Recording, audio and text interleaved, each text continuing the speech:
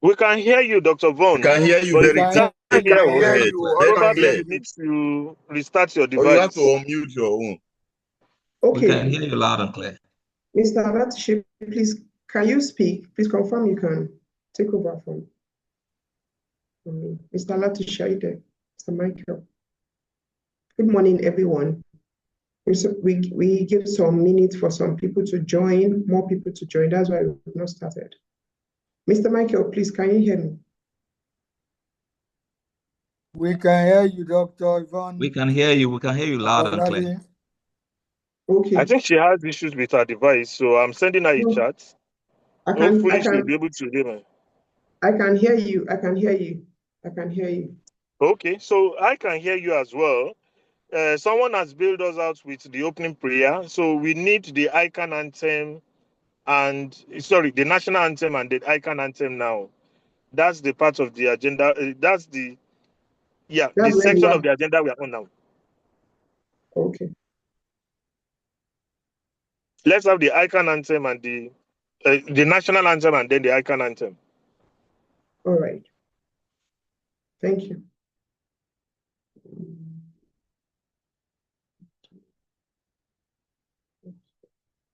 Just give me a second. I'll be sharing my screen now.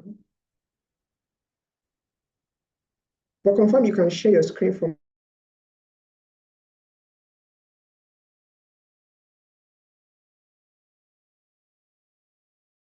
That. No, I can't. Details sense. Okay. Just give me a second. I thought you've been.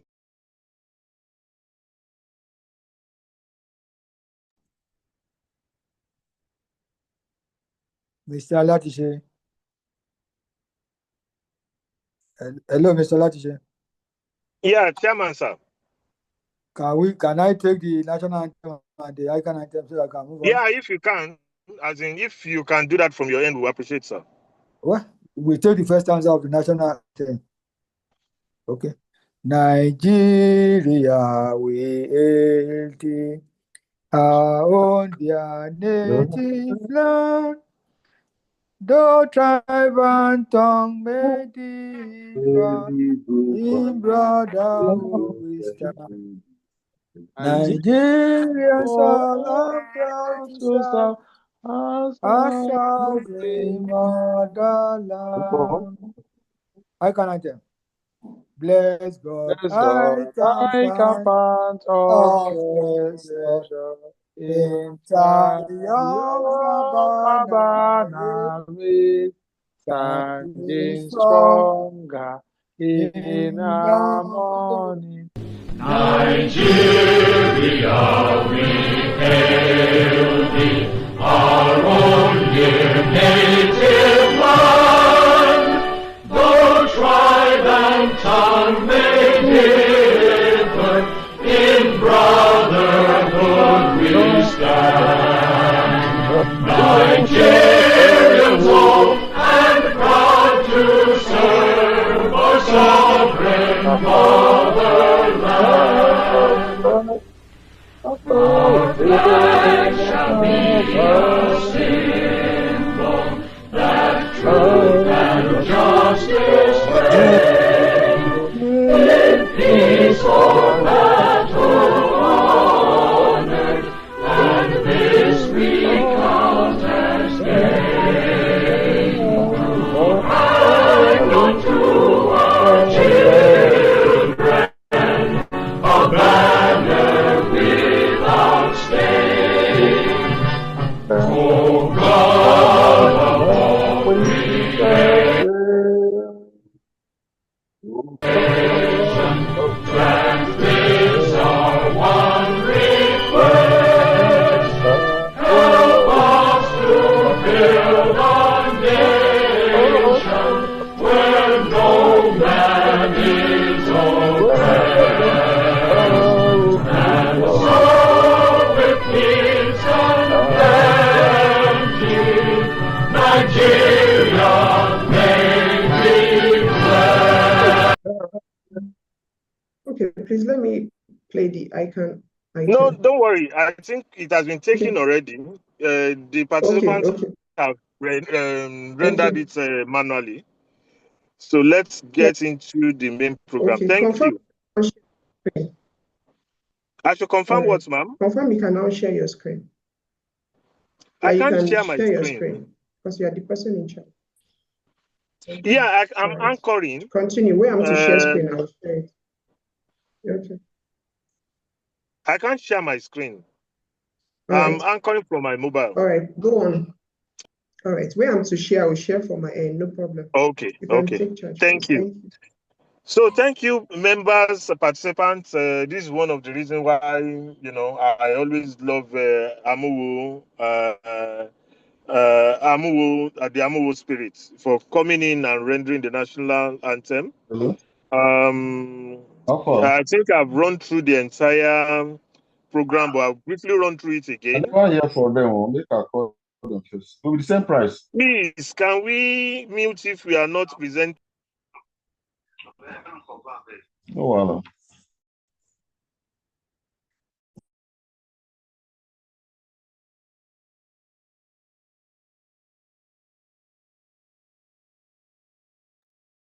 Okay.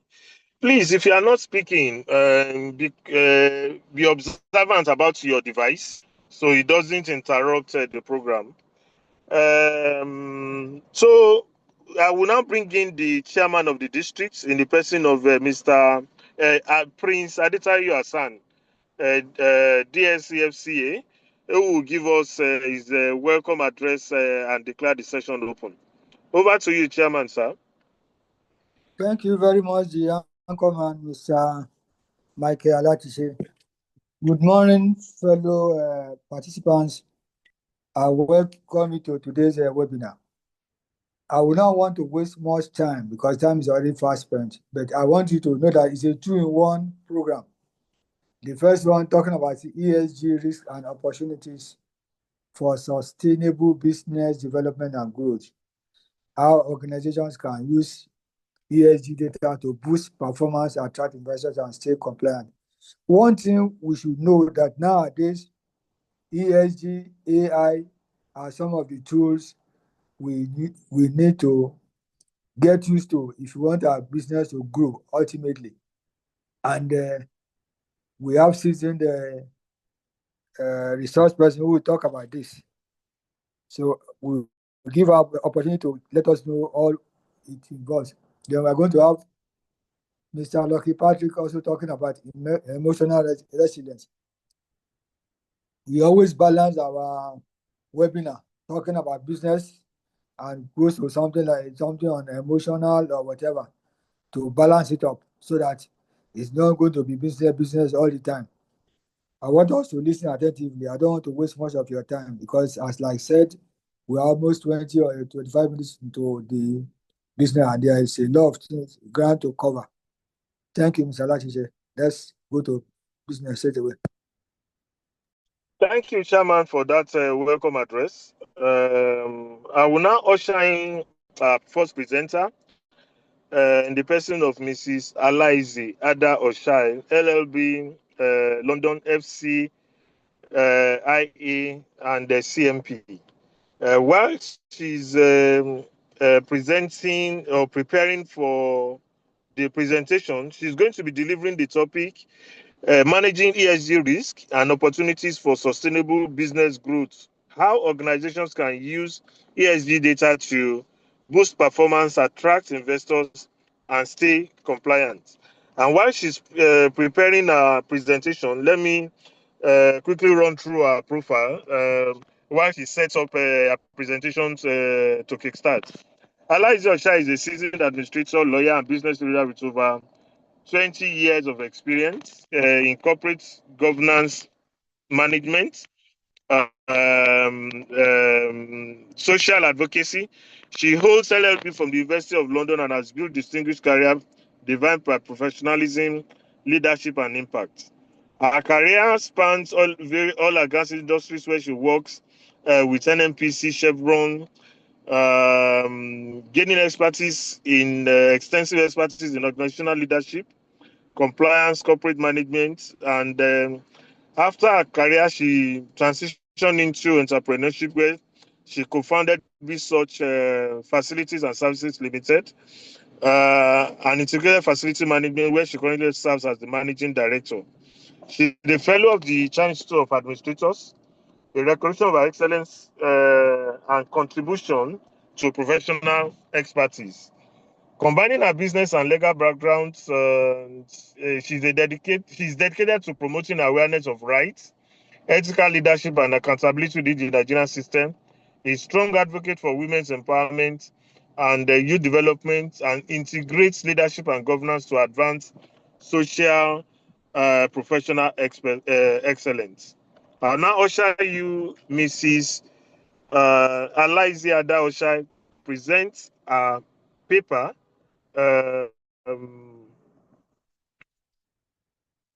Mrs. Olaizi, are you on board? Are you available to share your screen? Yes, Okay. I'm available, but Dr. Falabi is already sharing my screen. Okay. Over to you, ma. You have an hour for your presentation. I'll be stopping you at 12:30. Okay. Can I have the slides, please? Yes, I'm opening it now.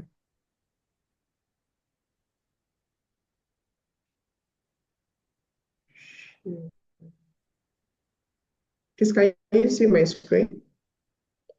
Yes, I can. Thank you. Okay, so managing environmental, social, and governance risks and opportunities for sustainable business growth. Organizations can use ESG data to boost performance, attract investors, and stay compliant. So let's start by introduction to ESG.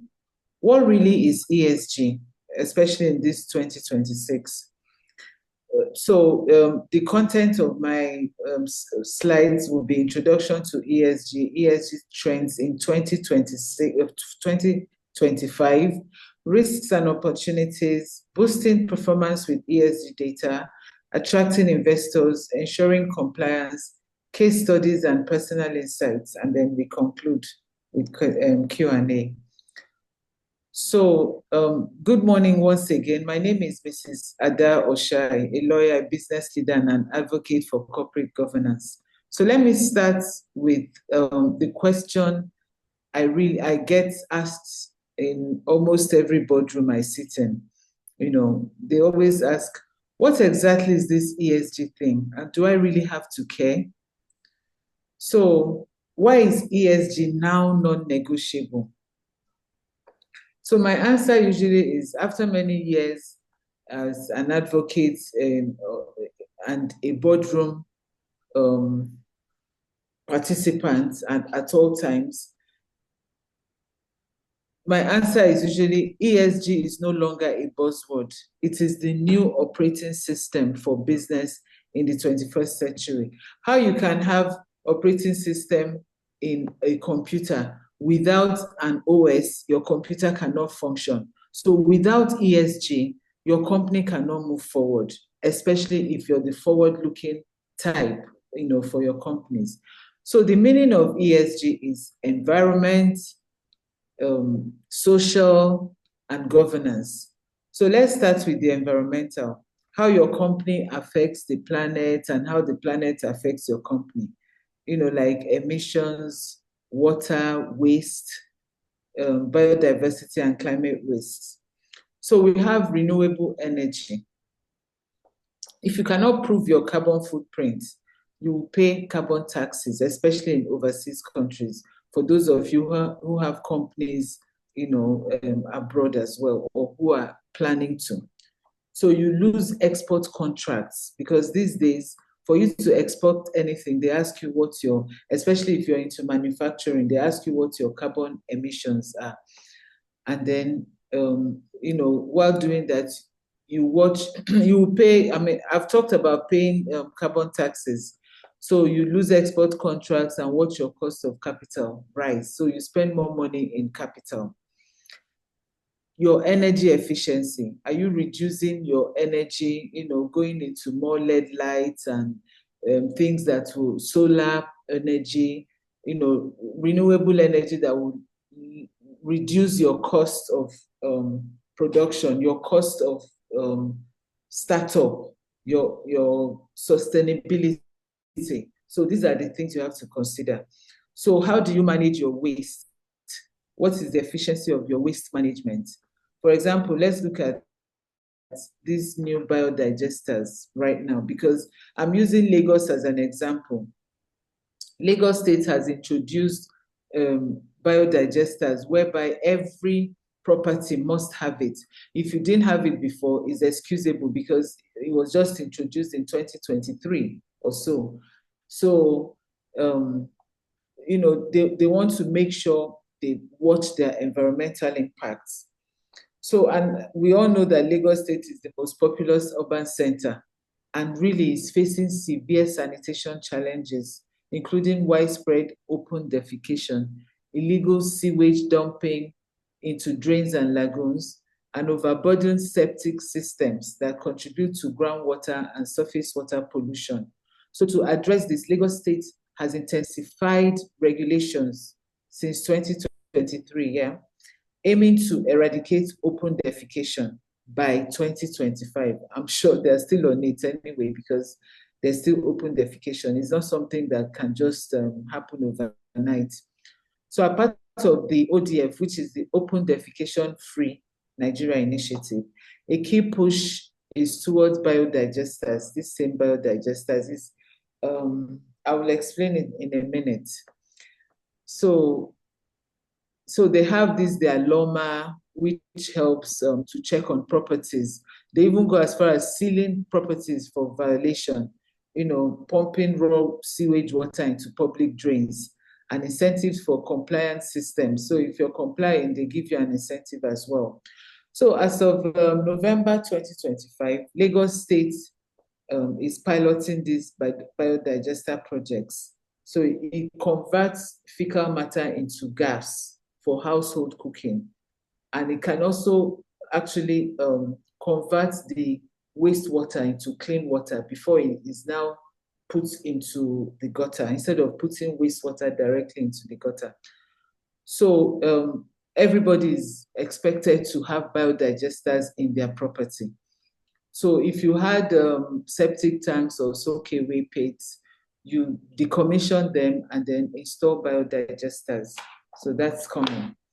So biodigesters are compact anaerobic digestion systems installed underground, similar to septic tanks, but more advanced.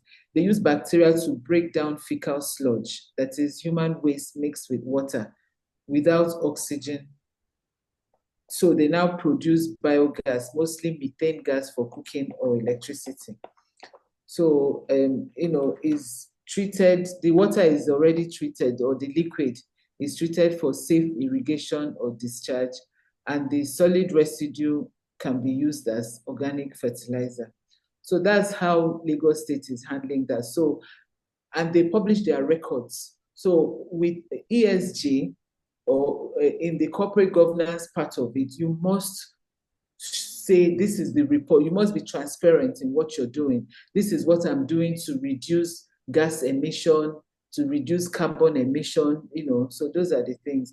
So it gives them positive impacts on environmental, good good air quality, good water quality, soil and land use, overall resource efficiency. So in summary, biodigesters offer a net environmental win for Lagos by transforming waste from a pollutant into resources, directly tackling issues like lagoon eutrophication and methane hotspots. So that's how Lagos is challenging that. I just use Lagos State as my focal point, so that, you know, take Lagos State now as a company. So you now see where it comes into. So you check your gas emissions using biodigesters. So they also talk about green buildings, affordable housing, and employment generation, you know, SMEs. So let's now go to the social. So what are your labor practices? Your occupational safety and health committee talent attraction and development, promoting work-life balance, community impact, corporate social responsibilities, diversity, and equal opportunities.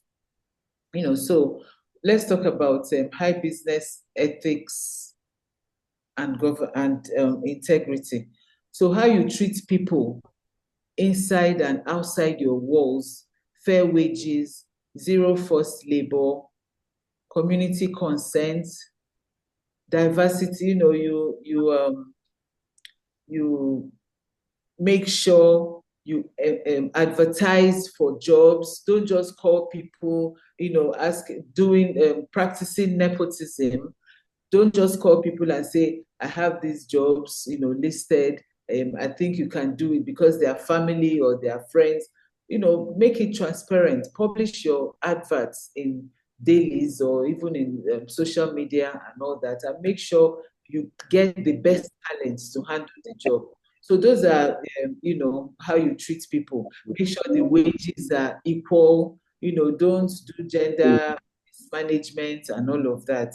You can even, for community, for CSR, you can actually partner with the community. If something you want to do and you cannot afford, you partner with the community. So a lot of all these oil companies, especially the explorers, the oil companies that explore and all that, they have negative impacts on the community.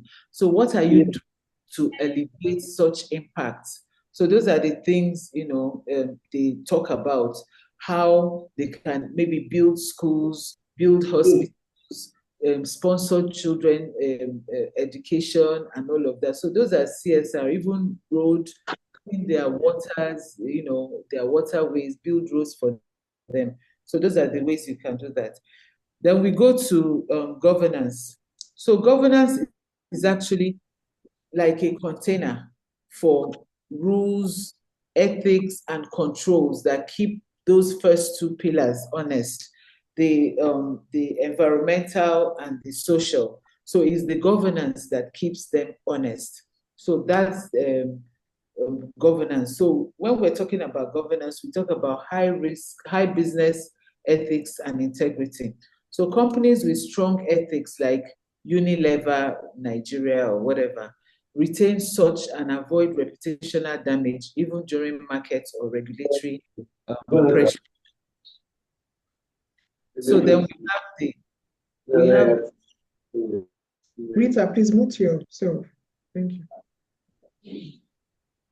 So we have the anti-money laundering and counter-financing of terrorism. That's the AML/CFT framework. Nigerian banks such as Access Bank strengthened AML controls to comply with CBN.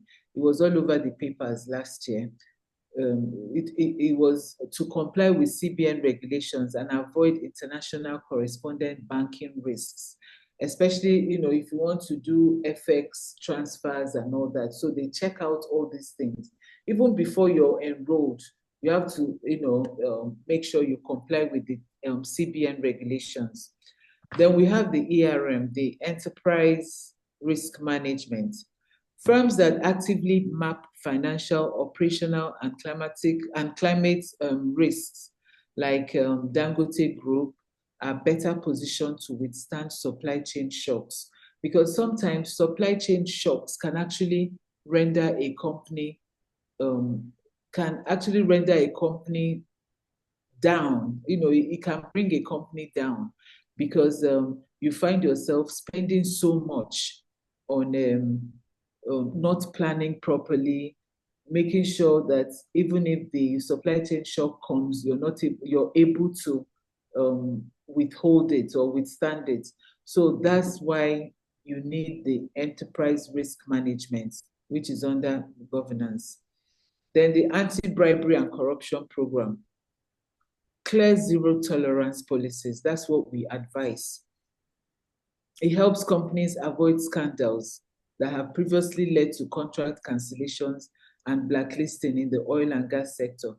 I recall there's some companies we've worked with, they have a register for gifts. So especially if you're in contracts and administration department. So if somebody comes and you've gone through the rigors of the person winning the contract and you're about to sign the agreement and the person decides to give you a gift, you must register that gift, because if it's found out, not even by internal audits, by external auditors, if it's found out that you've received any kind of payment from somebody you're about to give a contract, it falls into the anti-bribery and corruption program. So every company must have it. It's not that you shouldn't receive gifts. You should receive gifts, but the company's policy should state the capping of that gift, the amount, even if it's not cash, but it must be quantified to cash. So you can say, oh, we cannot receive anything more than 500,000 or 50,000 or 1 million or $10 or whatever. So there must be a policy around that. So when you're showing the world or showing the regulatory organs, you can say we have the anti-bribery and corruption policy. Then we go to code of conduct. A well-communicated code enforced across staff and vendors sets behavior standards and reduces internal misconduct and procurement abuse. So code of conduct is needed. Board independence, very, very essential. So it's good to have board independence, because independent directors improve oversight and decision making. So it reduces the founder dominating every decision, every movement on the board. You understand? So it brings about governance failures. Is usually seen in poorly structured companies. So it's always good to have board independence. Even if you're the owner, allow some other people who can actually say no to you to be members of your board. So that's corporate governance. So you don't want OES members all around you. Whatever you say goes. If you decide to take all the capital of all the income of the company to travel abroad and enjoy yourself, everybody signs to it and says yes. That's how a company begins to fail. And then finally, on that, you have accurate data and reporting. So for ESG to be reliable, you must accurately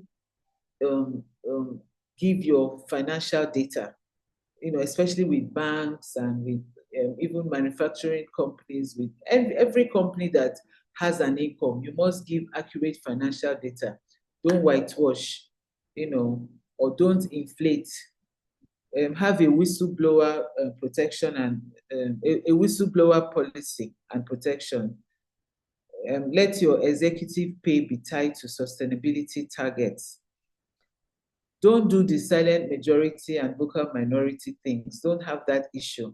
Strong governance ensures decisions reflect long-term stakeholder interests, not just pressure from those that can shout, but unrepresentative interest groups. That's it. So weak governance equals investors walk away, regulators keep knocking, and banks charge you more. So one thing everybody needs to know is that ESG is not charity.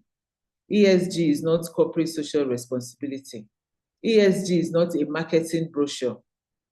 It is risk management, capital allocation, and profit protection, measured, audited, and rewarded or punished. It could be rewarded negatively or positively by the regulators. So ESG integrates sustainability into core business strategy.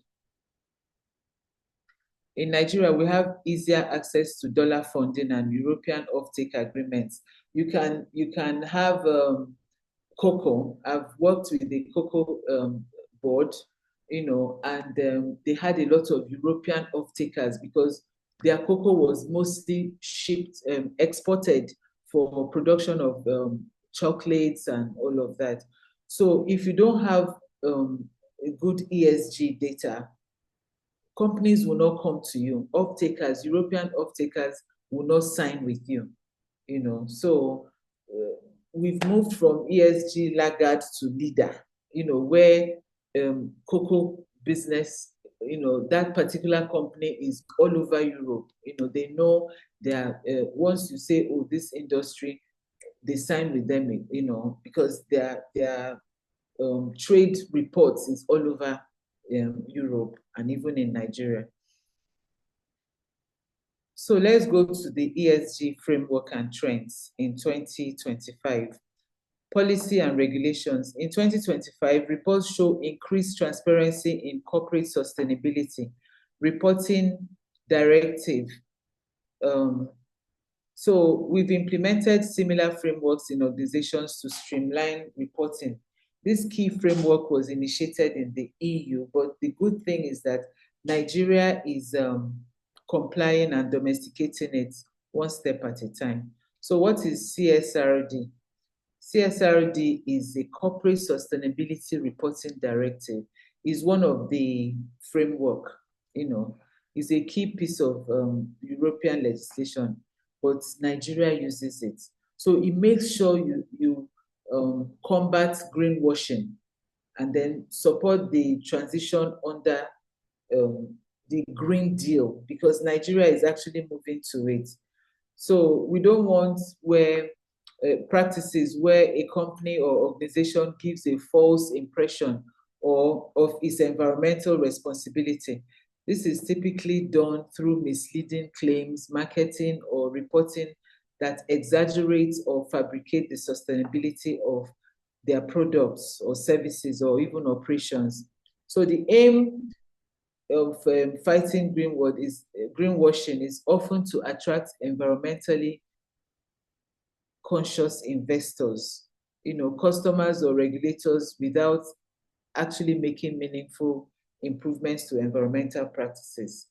So I'm sure we all understand what that means. So part of the bodies that regulate these standards, we have the ISSB, the International Sustainability Standards Board. So it's a body that, you know, it checks out to make sure, in fact, they come for audits, physical audits, before they can give you that certification, you understand? So you have to make sure you keep to the ESG, your environment, your social, and your governance. Everything is transparent, you're reporting properly, and all of that. So we have ISSB helps organizations to report sustainability information. It is in a consistent, comparable, and investor-focused manner. So when you give them all your details, you know, they now report it for you. They do that for you, and they get the certification. So many countries, including Nigeria, are moving towards adopting these standards. Then you have the I'll just mention a few. You have the GRI, Global Reporting Initiative. So it's also widely used sustainability reporting framework in the world.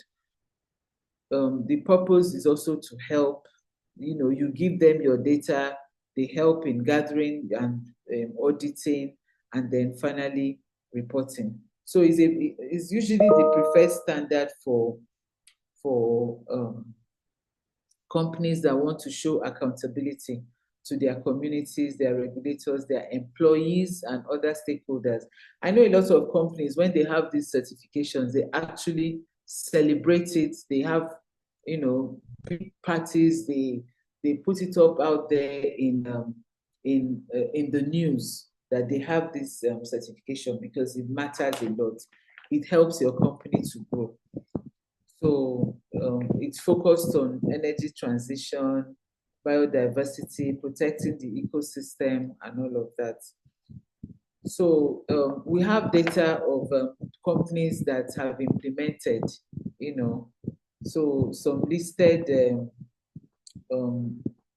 my SMEs, you know. So why ESG matters? On ESG frameworks, alongside the ISSB and Global Reporting Initiative, the GRI, Corporate Sustainability Reporting Directive stands out for its mandatory wide enforcement driving data-driven ESG integration. I hope I'm not speaking too much grammar because Please let me know. Please let me know when I'm to move to the next slide. Just guide me so that I'll follow. Okay. Okay. So ESG, in conclusion, the risks involved are as follows. You can move to the next slide.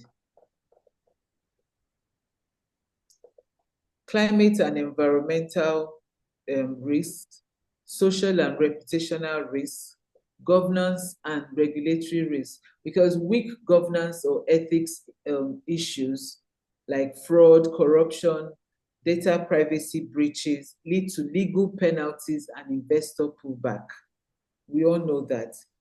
For social and reputational risks, poor labor practices or social missteps can lead to scandals, boycotts, and loss of trust. For climate and environmental risks, physical impacts like extreme weather disrupting operations and supply chain shocks. Those are the things that, those are the risks you have to look out for. So creating sustainable value through ESG integration.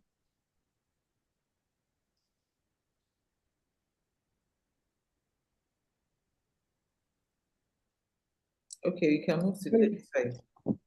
Okay. So now that we've understood the risks, the regulations, and the investor expectations, let's talk about how ESG actually creates sustainable value and long-term wealth. So with my experience as a corporate administrator and an in-house counsel at board level, I've repeatedly seen the same pattern. Companies that treat ESG as a tick box, they stay average. The ones that embed it into the DNA of decision-making become category leaders and command valuation premium of 10 to 30%. So the things you need to do is embed ESG into decision making, especially in closed loop supply chains. In one manufacturing group advice, we moved from a linear, that's take, make, dispose model to a fully closed loop system for plastics and packaging. We asked one simple question at every capital allocation meeting: what is the ESG return on this investment? Not just the financial return. So they can tell you we have so and so percentage reduction in raw material costs in 4 years. We have zero packaging waste to landfill. We have our scope emissions dropped so dramatically that we attracted a heavy investment loan at huge basis. So you can see that you can even go ahead, even when you're asking for loans, they have all these angel investors, people that finance big businesses, people that finance startups. Most of them are across the shores of Nigeria. So these are the things they look out for, when ESG is the lens for capital expenses and operational expenses decisions. So that's what makes your company sustainable. The sustainability stops being a cost center and becomes the biggest profit center. Then community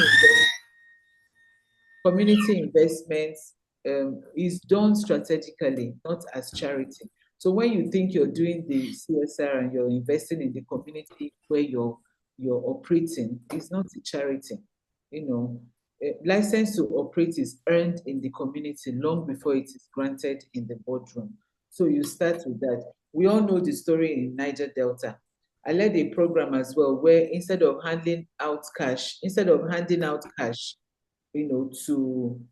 the community leaders and all that, we co-created vocational training centers with host communities and guaranteed 70% of non-technical jobs to the locals.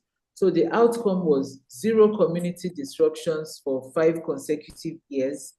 Insurance premiums fell by 18%. and the share price reflected that stability. Investors pay for predictability. Community investment is the cheapest insurance policy you will ever buy. So if you're functioning around the community, ensure you invest in the community. Stakeholder engagement. Moving from consultation to co-ownership. Too many companies do stakeholder mapping.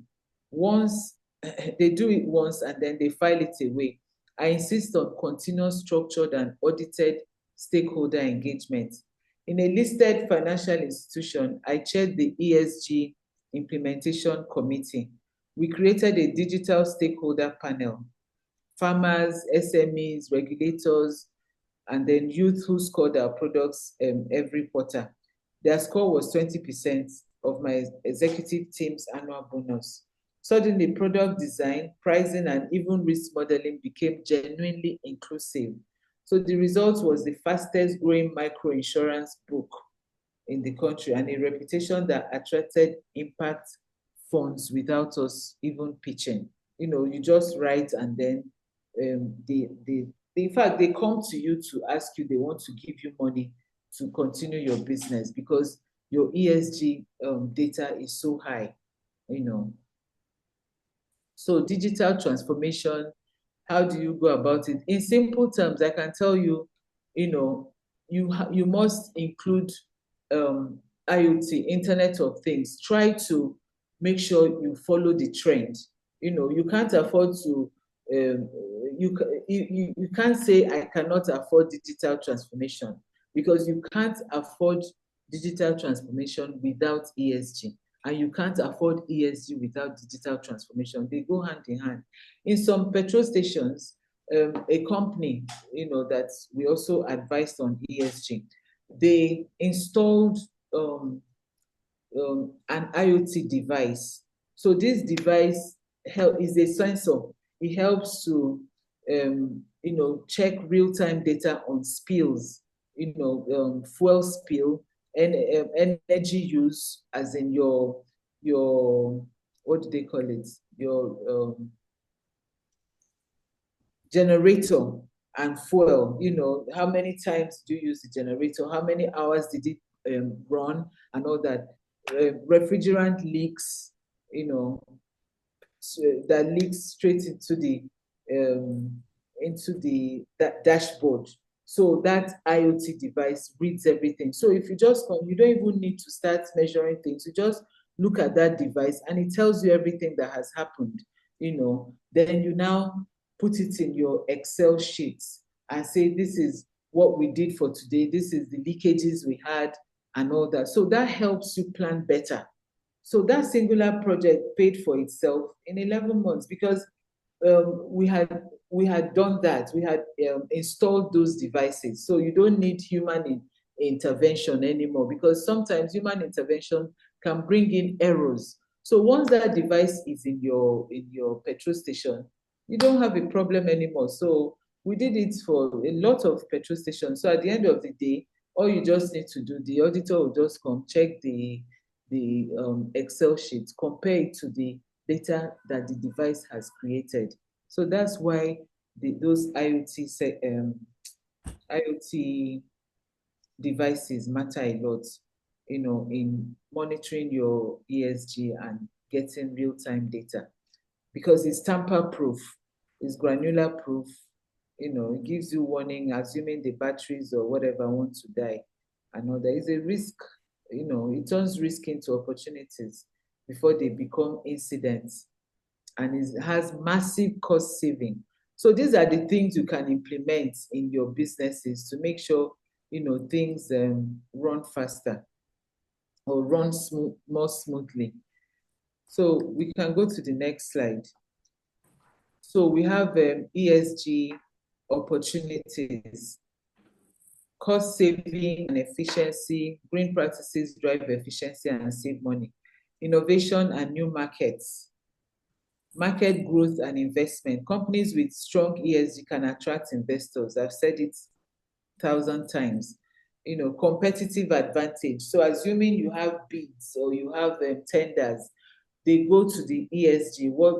Sometimes you may not see ESG as a line item in your list of things to do or things to produce or things to submit during a tender. You can see it as in what is your how can you give us a list of your directors? Send us your CAC documentation. They check out your list of your directors. They go to CAC portal. They check the directors and their relationship to you. So if I have a board of directors with a mother, father, 3 sons, and 2 uncles or something, and then I have a director of some professionals from across the state, across the country, from Igbo, from Yoruba, I would rather look at the first one, the second one, than to look at the one that is like a family business, if I want to actually say I'm giving out money or I'm checking out, I'm handing over this business, I'm letting this person win the tender. So those are the things. So you will not see it as what is this ESG, what is your corporate governance, whatever, what is your social impact in the community. No, they ask it indirectly. So you as a company owner or as a business owner, you have to manage it internally, do your internal audit, make sure you're ESG compliant, to be ready for any tendering or bidding, that kind of thing. So that's the competitive advantage. Resilience and long-term positioning. Companies that embrace ESG tend to be more adaptable, compliant with future regulations, and in tune with stakeholder positioning, them for sustainable growth. Next slide, please.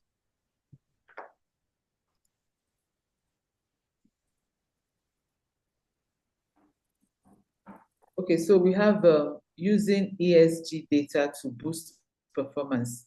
Key ESG metrics. Track data on carbon footprint, energy and water use. You may say for carbon footprints, we're still far, but we're going there. So some companies are upwardly mobile. They're looking forward already. Energy and water use. Some companies are going to solar. I have a lot of properties that we're managing where their policy is no generator. They're all using solar and public power, NEPA or whatever. So that's what they're using, no generator at all. So NEPA runs and charges your solar, and then you now use your solar. So people are going green in their properties. Data-driven decisions. Use ESG dashboards and analytics to identify inefficiencies and opportunities. So if you're able to make sure there are people, you have your ESG committee. So you have people directly handling these metrics, directly handling this data, putting them in Excel sheets so that every 6 months or every quarter, you look at it, you check it out and say, okay, we're getting there or we're doing this. We're now able to go for resolution, Then you have your tools and technology. Something. Put it by the side. You have your performance integration, regular review that just like I said, alongside with your financial data to inform strategy. So you can do that every quarter. You can get your auditors, your financial auditors to audit your finance and then compare it with what you're quoting for your ESG to make sure you're being truthful in what you're doing. Because those are the things that bring you down when you're not being truthful in your reporting. So real-time monitoring, supply chain monitoring tools alert to labor issues or deforestation in sourcing, allowing quick intervention. So you have to have the real-time monitoring to help your supply chain. You understand? So all these things help the supply chain shock that we're talking about. Next slide, please.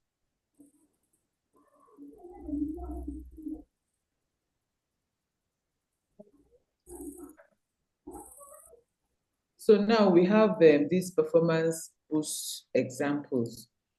So from the analysis of this graph, it shows that ESG investment analytics markets in this particular, area of the global market is growing from $1.7 billion in 2024 to $3.88 billion by 2029. That's the projection, representing a strong CAGR of 17.9%.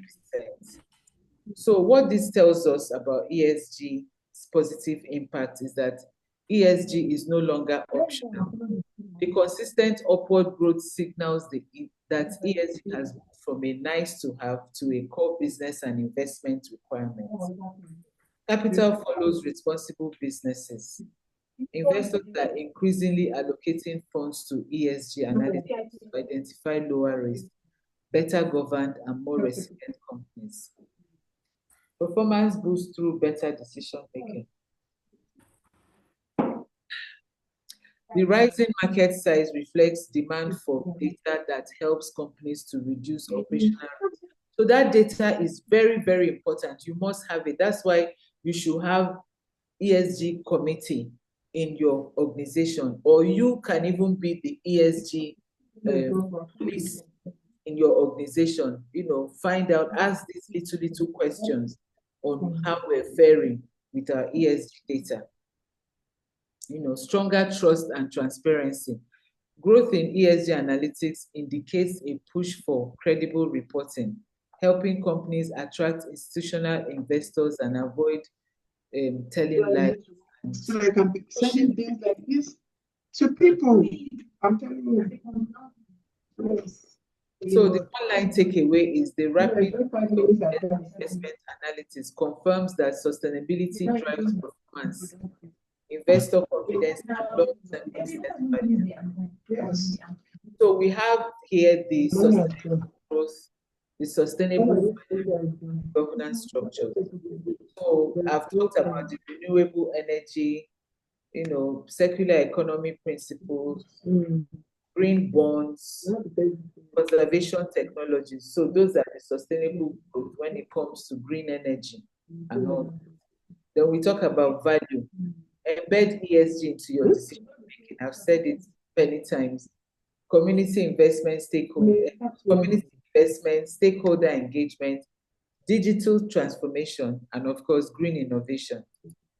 Then you have your governance structures. I've talked about your board, your succession plan. You must have a succession plan. If I come to an organization that, assuming anything happens to the leader and nobody can take over, I will run away, because I want a company that can last for hundreds of years. So the minute when I was working in these oil companies, the minute you come in as a director, or even as a managing director, even as a manager or a team lead, you have a successor immediately, and that's your successor becomes your MD. No, it was even now that cheap. So those are the things. You must separate roles. Your policies in place, policies that will guide you, like whistleblower policy, safety and health policy,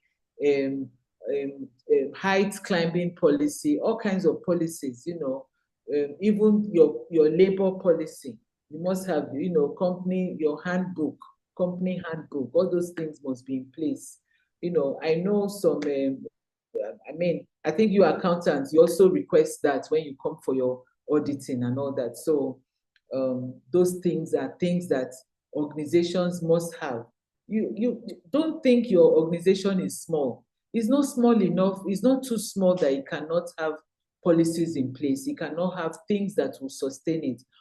Look at your organization, or in a way that how big do I want my organization to be in the next 10 years? Where am I driving to? You must have your, futuristic plan, your project, your projected plan. Where do I want us to be in the next 10 years, in the next 5 years?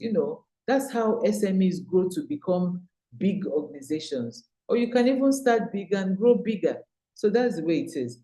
So disclosure requirements, resource usage, your labor practices and human rights, mandatory and voluntary disclosures, health and safety, waste and pollution management.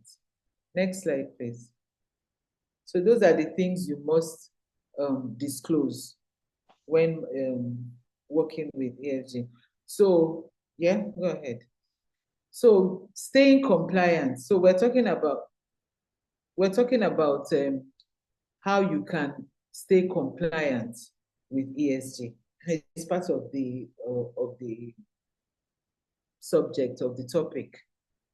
So we have conduct ESG compliance audits. You can give it to your internal auditors, they can do that, or you can even employ an external auditor to do that, because these things help you stay updated with regulatory changes. All those regulatory bodies I have called out, and you've registered or you've not, but just stay updated. What do they need? What are their requirements? Make sure you have somebody working on that. Set measurable compliance goals. Make sure you set up your goals. You say, okay, this is where I want us to be by, okay, we're just using generator for now. By 1 or 2 years, we would have been able to afford solar energy all over. That's assuming you want to go green. Or this is our whistleblowing policy. We've set up our policies. We've let all the employees know that this is the way it works. Implement ESG compliance framework. Leverage technology for monitoring and reporting. I've given you one example for the fuel gauge, people stealing fuel from your generator and all of that. Just a simple device can stop that or can monitor that. Regularly report compliance efforts. Engage with stakeholders. Next slide, please. So I have 3 case studies here. I have Access Bank, which shows the holistic approach where sustainability is embedded in its business model. Its social agenda, particularly through the W initiative, which for women entrepreneurs and extensive staff volunteering in governance. It leads the industry by chairing the Nigerian Sustainable Banking Principles Committee. You can look it up. Then we have the Stanbic IBTC Holdings. It's the same thing. They do a lot of reporting. They even send to their subscribers, people who have accounts with IBTC, they send such reports saying this is our ESG, data. This is how far we've gone with this and that. Then we have the Dangote Cement and the Nigerian Brewery. So all of them are ESG compliant to the fullest. So those are the cases, we've studied, and we're using it to advise all other industries and all that. Next slide, please. So this is like a repetition. So set goals and KPIs is very, very important. Clear ESG targets aligned with your strategy and establish measurable key performance indicators, which is your KPIs. And always make sure you check every quarter, where are we? Integrate and implement, train people on ESG practices. Transparent communication and collaboration build trust. So when you engage your stakeholders, your investors, your buyer, your off-takers, and all that, make sure you tell them the truth. Report transparently. Monitor, report, and improve. So those are the things you must do to keep tracking your ESG data. Next slide, please. So ESG drives sustainable growth, performance, and compliance. Start your ESG journey today. Even if it's just by making short notes, and reading those notes every week, it will push you into starting something, into making sure you comply in 1, in 2, or even in all. You comply in the energy, the corporate governance, and the social impact. So you can start with the corporate governance, which is like the container. Make sure that container is fully reinforced, built properly, latched at all corners. Then you can now throw in the social impact into it, throw in the energy impact into it. So those are the environment impacts, which is still energy. Okay, I think we're going to the final slide. So that's it. So here I was just so yeah, that's fine. I was just telling you, some of the things we've managed and how we can also be of help in your transforming your ESG data to be compliant. So these are our details. And thank you very much. Here is the end of the presentation. All right, thank you so much for that elaborate presentation. We appreciate. Mr. Michael, are you there? Yeah, I'm here. Thank you very much. Thank you, Mrs. Oh, is it Barrister? Yes, please. Oh, thank you, Barrister, for that wonderful presentation. I'm sure our members have been enriched by the extensive discussions as well as the case studies you've used to, bring home your points. We won't take any questions for now. I hope Barrister will probably be able to stay with us until after the second presentation. We take all question and answer after the second presentation. Yes. And thanks for, maximizing your time as well. You've saved us some minutes prior to your closing. So can we have the second presenter? Can I have the second presenter while I introduce him to us? The second presenter will be presenting on the topic, emotional resilience in client management, balancing professionalism and integrity and tough conversations. The presenter is Mr. Lucky Patrick. Are you on board, sir? Yes, sir. Okay. Let me run through your profile while you prepare your presentation as well. You have 30 minutes for your presentation, sir. Mr. Lucky Patrick is a highly qualified and experienced lecturer at Great Achievers to Grace Professional Tutors, ICANN Accredited Center in Yanya, Abuja. He has over a decade experience. He's a chartered accountant and associate of the Chartered Institute of Taxation. Please, can we mute if you are not speaking?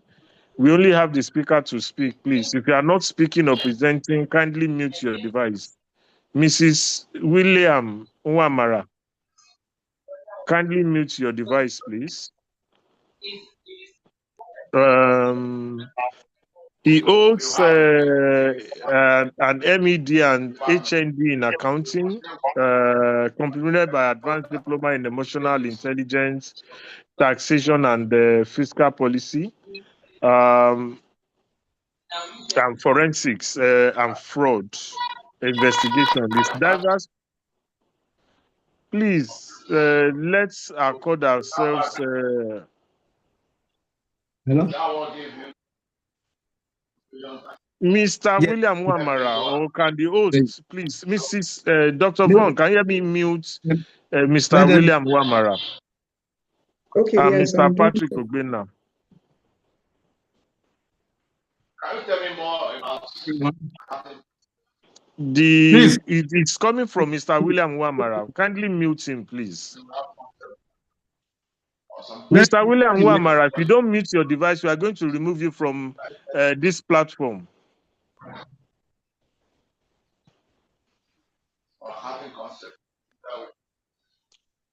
Mr. William Nwamara, can you mute your device? Secretariat, please help us mute him. I can't mute him. Can we remove him then, as in if it's proving this difficult? It's disrupting our flow. Okay.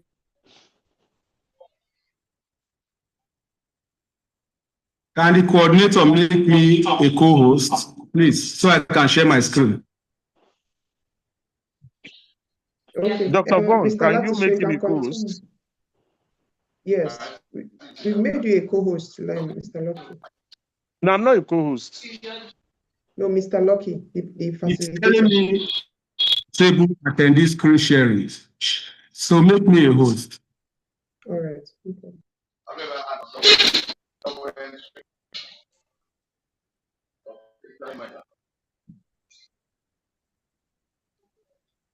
Can you share your screen now?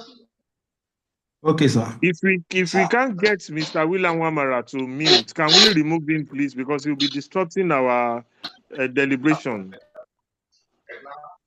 His background is, bringing some noise that we can't control. Sorry, I'm still not a co-host. And I'm unable to share. Lucky, please, I'll be sharing from here. Mr. Williams, I'm not been able to figure it out. Okay, go ahead.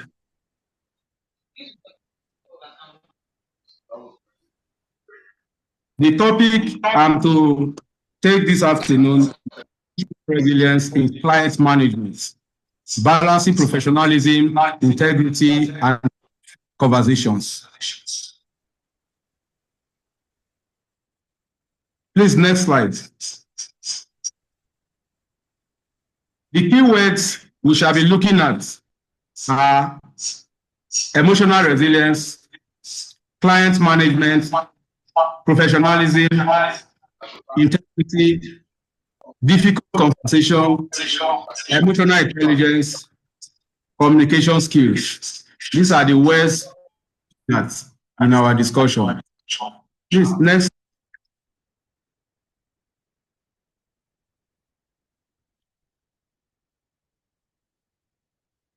Now, as a way of introduction, the major topic there is emotional resilience.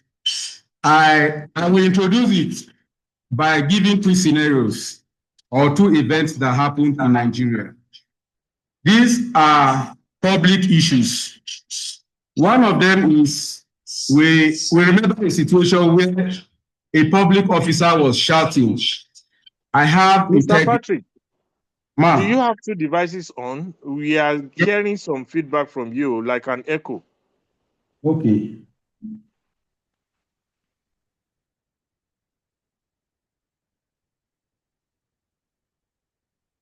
So, one of these events was a situation where a public officer was saying, "I am an officer. I have integrity." Another one was saying, "You are a fool." The other person will respond, "I am not a fool." Now, they were saying a lot of things. We all know the story. A clear demonstration of a poor emotional resilience. Another issue is a situation where an ex-aviation minister in Nigeria, who is also a lawyer, was insulting a journalist, saying to this journalist, "What type of stupid that? Backrow words. I don't take any stupid questions from this man anymore."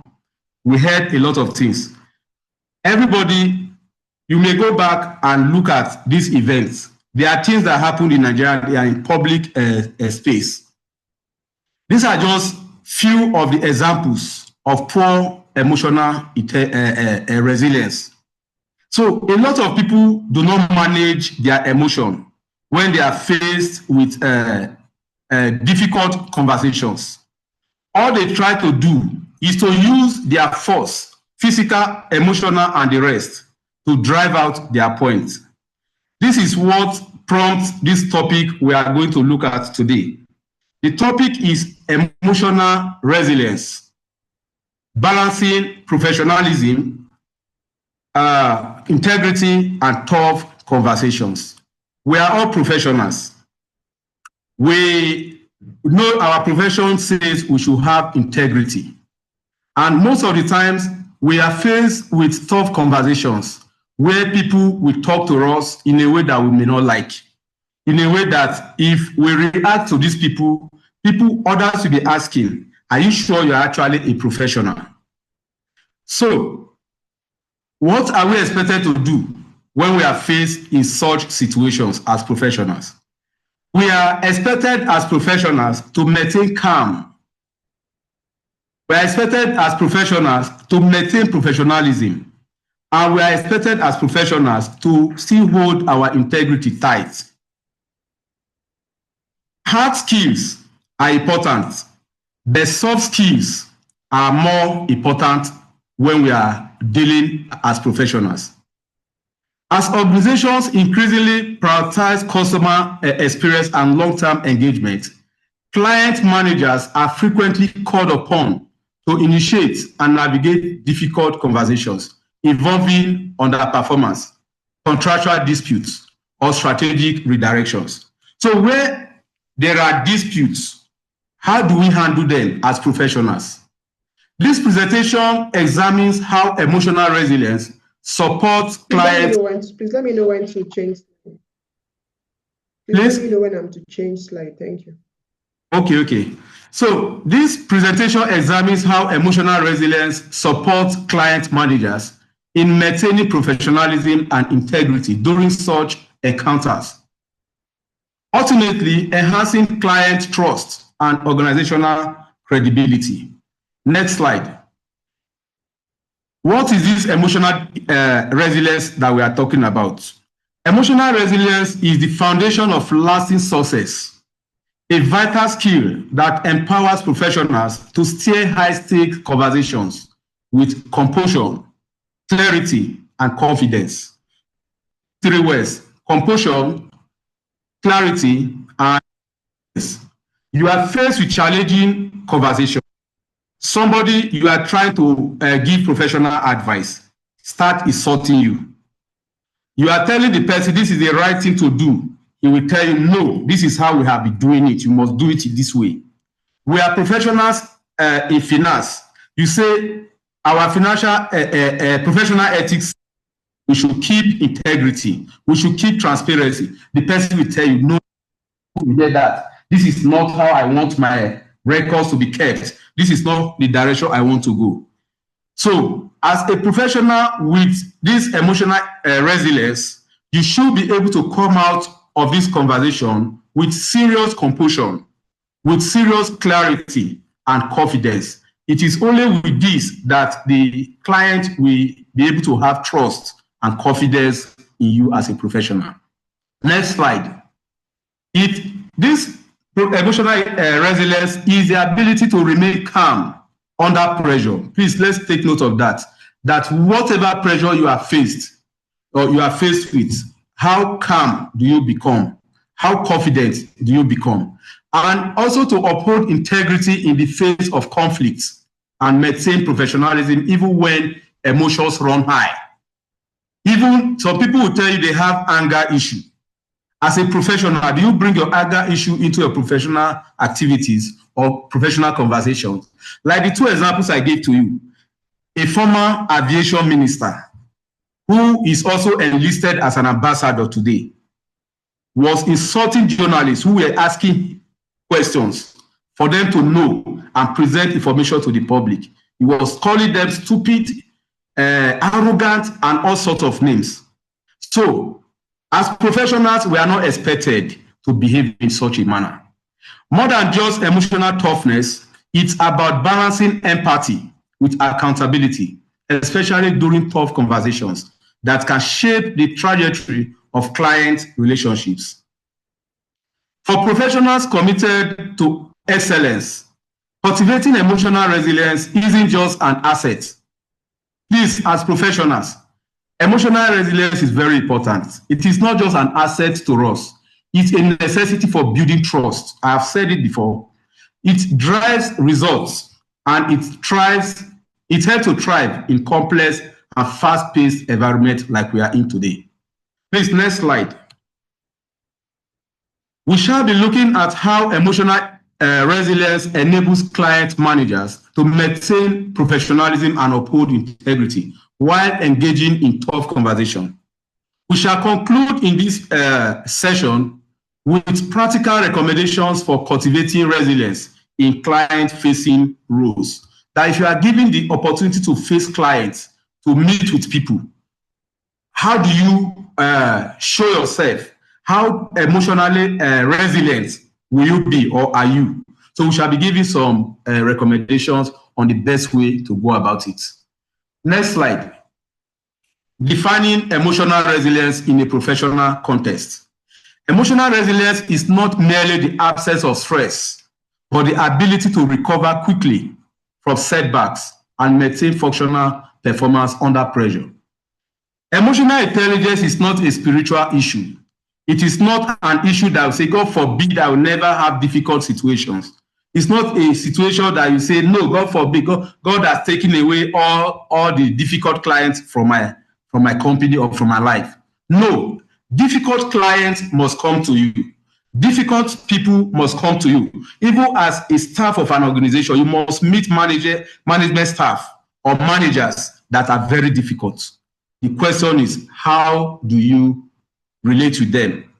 And this is all that emotional resilience is about. It's not that there is no there's absence of stress.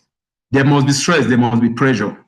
But the ability to recover quickly from the setbacks and maintain functional performance under pressure is what is called emotional resilience. Next slide.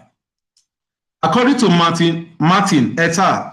2020, emotional resilience encompasses self-awareness. The first thing is to be aware of yourself, the kind of person you are. Because if you are not aware of yourself, you will never know how to control yourself. Because emotional resilience is all about self-control, discipline. Emotional is also about emotional regulation, ability to regulate yourself or your emotions. If you are not aware, if you don't have that self-awareness, you won't be able to know how best to regulate your emotion. It is about optimism, positive thinking. You know that a situation is difficult which you are facing. You tell yourself, no matter how difficult, I'm still going to handle this person positively. And it is all about adaptive coping strategies. How do you get used to people and adapt to their styles so you can satisfy their needs? Next slide.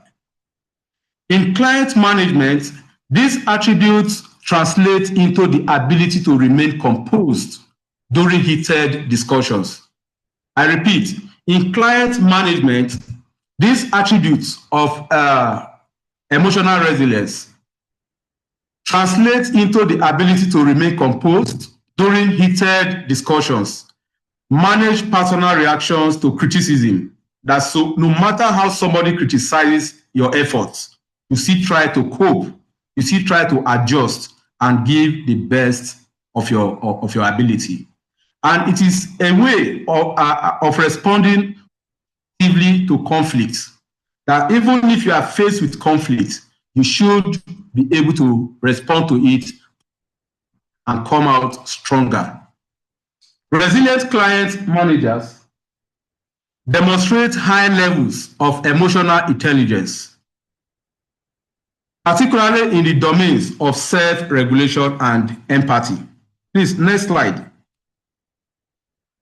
They are capable of recognizing their emotional triggers and preventing them from undermining professional conduct.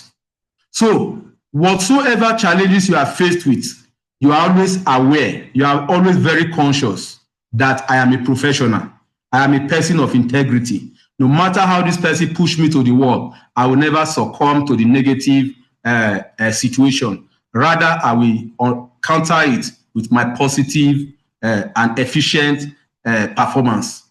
This self-mastery enables a more objective assessment of client concerns, even when those concerns challenge organizational policies or personal beliefs. Next slide.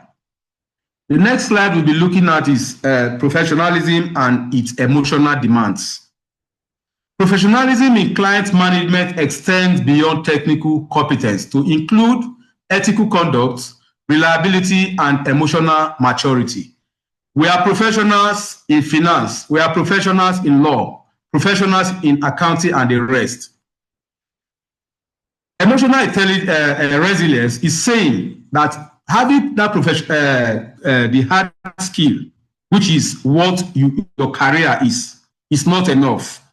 For you to be successful in your career, especially as you deal with clients, you attend to clients on a daily basis, you have to include your ethical conduct.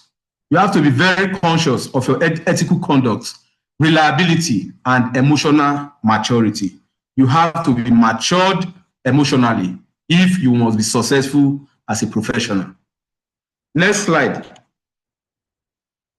According to Hatch and Kuna, 2018, professionalism is performative. It is demonstrated through consistent behavior that affirms organizational values and client confidence. Next slide. However, maintaining this standard becomes particularly challenging during interactions that involve confrontation or disappointment. For instance, delivering bad news about project delays or budget overruns. Perhaps you are to give the news that, oh, the budget we set has been exceeded, which is a bad news to organizations. Or there is a target for you to meet up with, and you are unable to meet up with that target. And you know, if you don't meet up with the target, clients will be very angry and will not be happy with you. Question is, how do you handle such a situation? As a professional, it is expected that the quality you have in you should help you to manage this seriously. Next slide. Emotional resilience strengthens professionalism by enabling client managers to regulate emotional responses that might otherwise compromise their performance. This is the work of emotional resilience in us. We are professionals, we are aware of that. We are doing our work as professionals, as accountants, as auditors, as tax consultants, etc. But as you relate with your clients, you relate with your team members, you relate with others, what helps you to stand firm and to stand strong when you are faced with pressure, you are faced with stress, you are faced with bad news, is what is called emotional resilience. It strengthens professionalism. And how does it do that? By enabling client managers to regulate emotional responses. That it is not everything that is thrown to you that you receive and react negatively. Even if bad thing is related to you, you should receive it and respond positively. And this is what differentiates you as a professional from the roadside workers.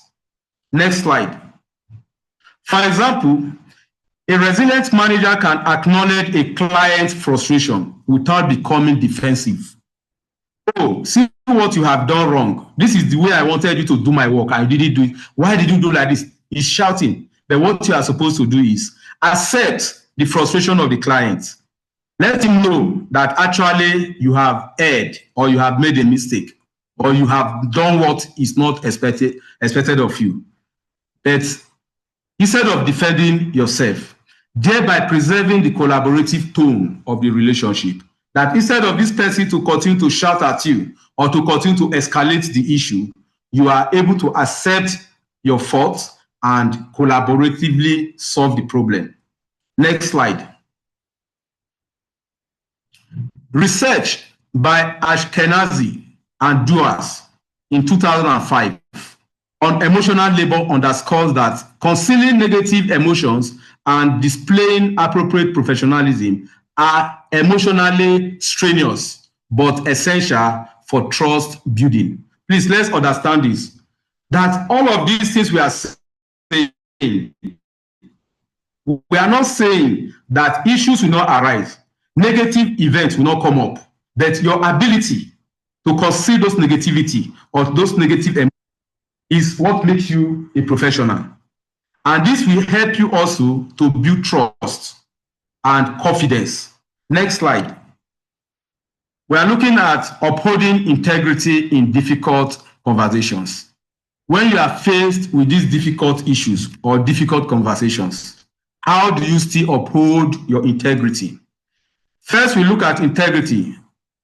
Integrity, that is the alignment of actions with ethical principles and transparency, is fundamental in client management. Next slide. Tough conversations such as renegotiating deliverables or disclosing missed targets demand honesty and moral courage. Please, let's be very careful in following this. That for you to deliver whatsoever negative results or negative situation or issues, it requires you to be very honest to yourself. It also requires moral courage. This situation that we are having at hand is a bad one if our clients hear about it. How do we say it out? Should we lie to the client? Should we lie or deceive the person? Or what should we do? All demand honesty and moral courage. However, these discussions can provoke anxiety. Knowing that if you say this to this person, it can provoke anxiety, especially if there is a fear of damaging the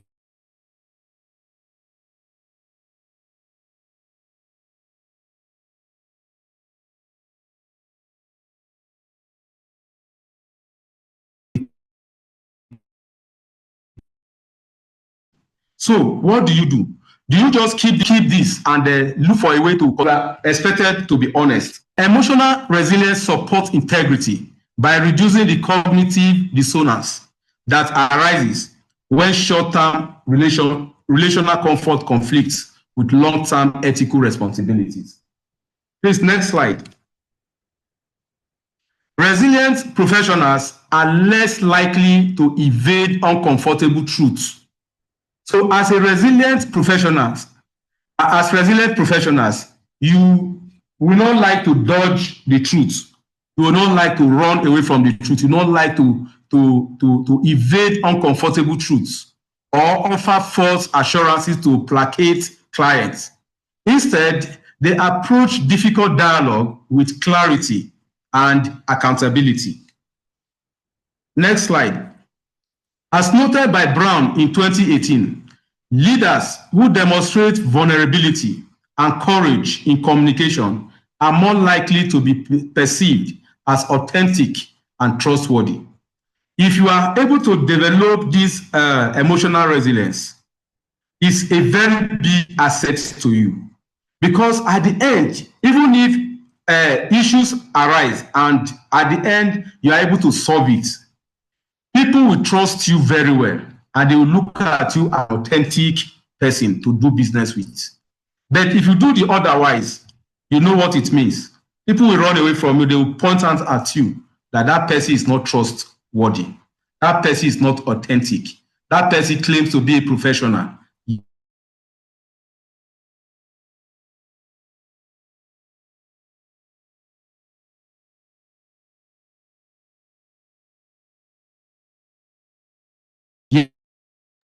What he claims. So next slide. These case studies for professional service.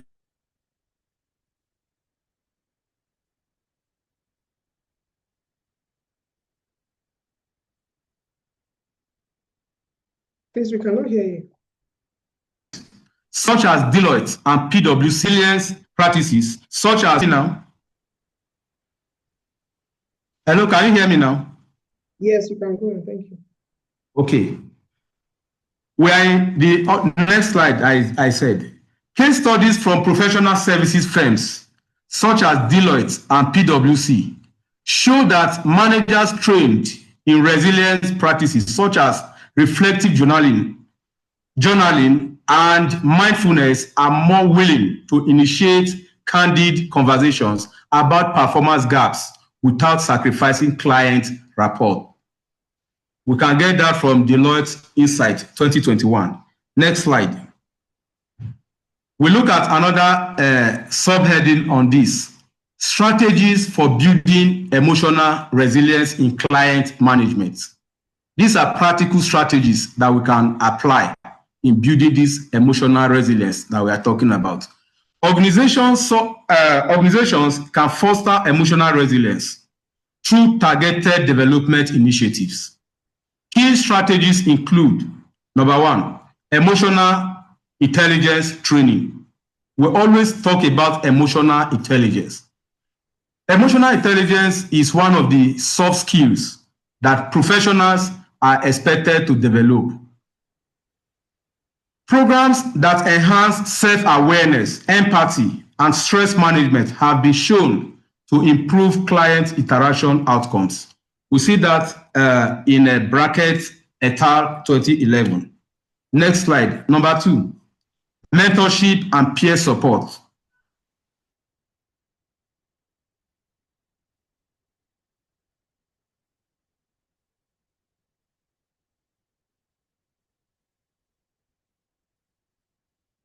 They can't hear you, please.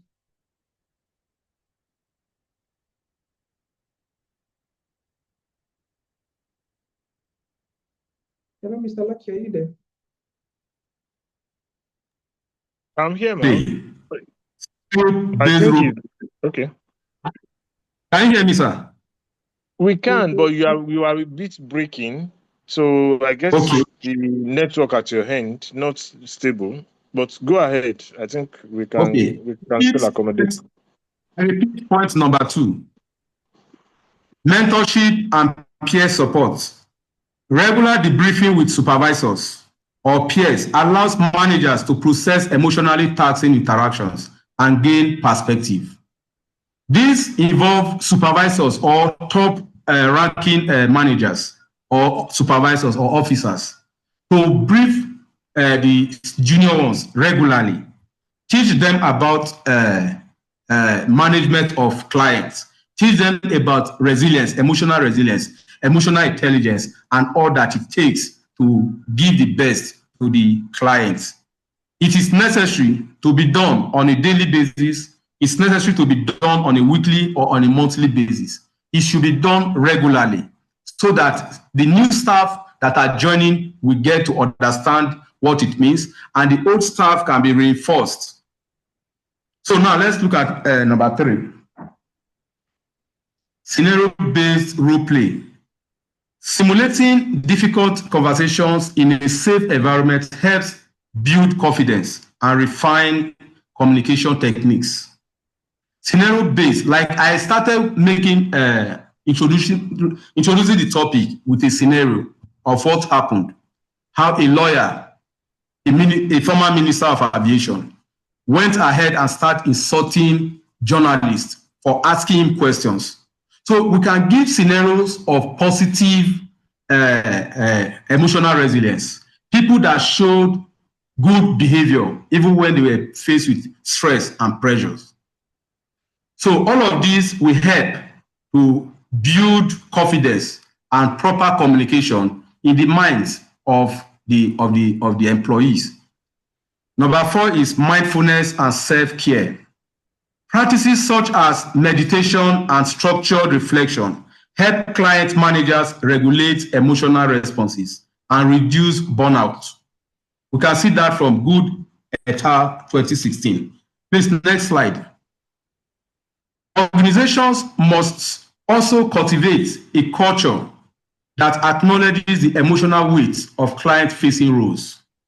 Recognizing the emotional effort involved in managing clients recognizing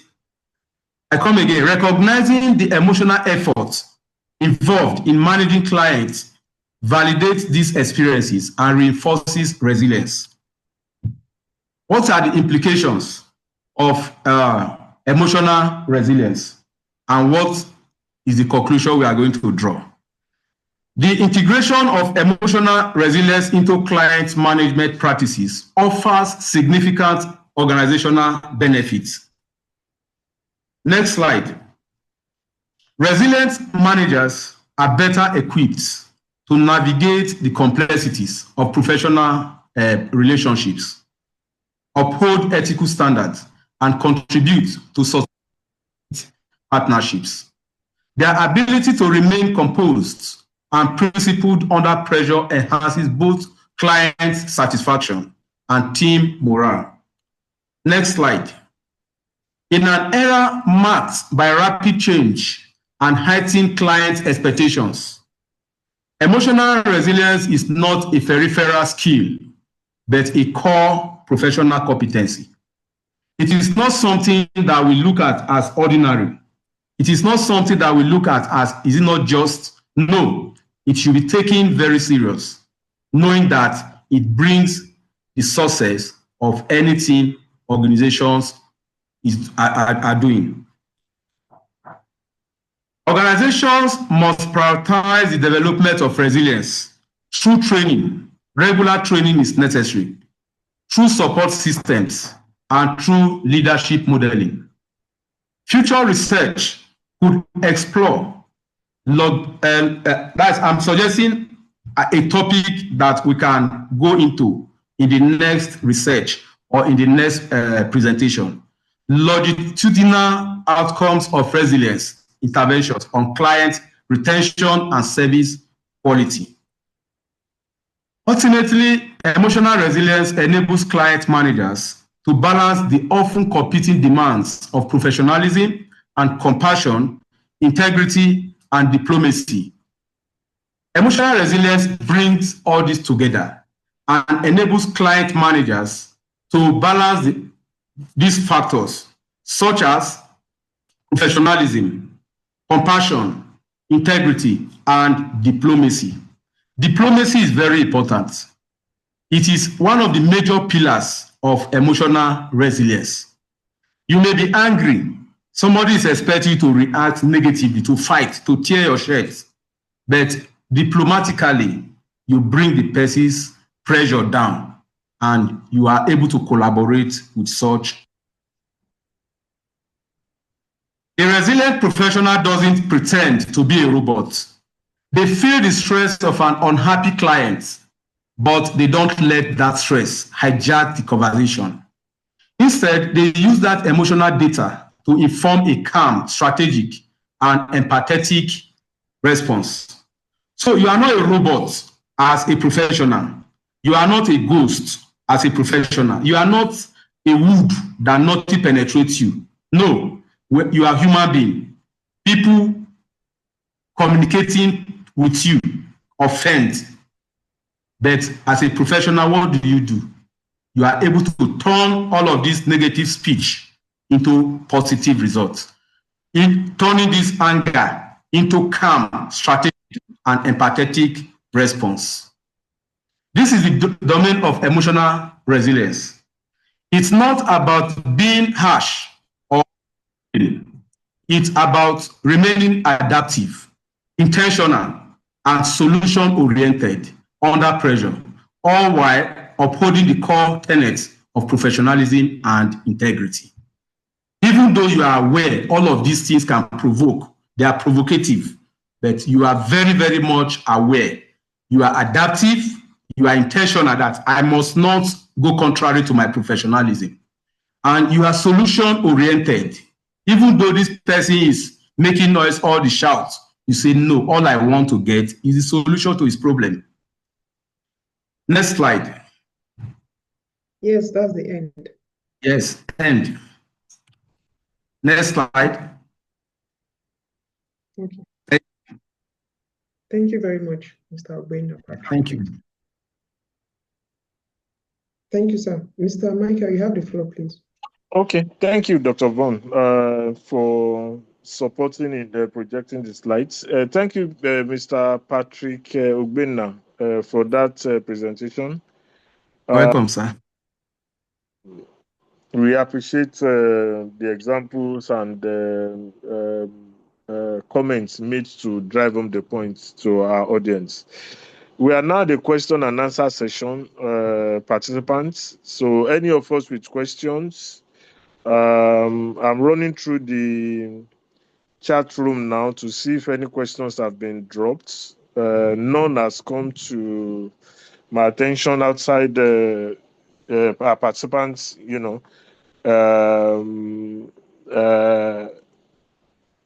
appreciating the presenters, with the rich content of what they've come to present to us. So in the absence of written questions, do we have members who want to voice their question We have 20 minutes for that. Any member that wants to ask questions to any of our facilitators and presenters, kindly make use of the raise hands option so I can identify you and allow you to speak.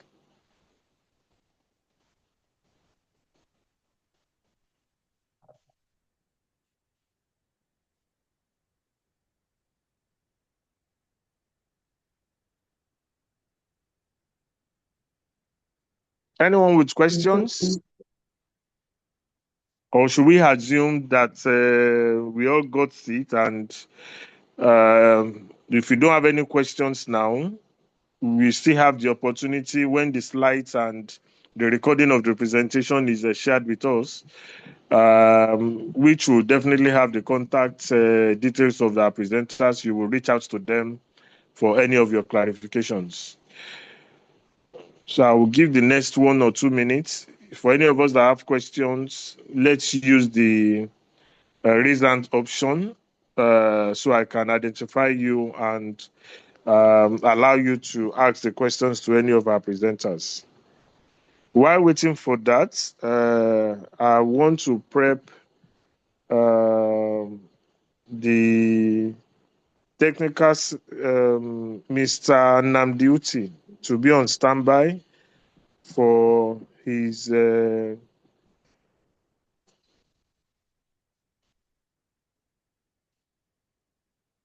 closing remarks, which I believe he will use the opportunity to appreciate our two presenters for the time and effort spent in preparing the slides, and at the same time coming around to present it and share their world acclaim experience with our participants.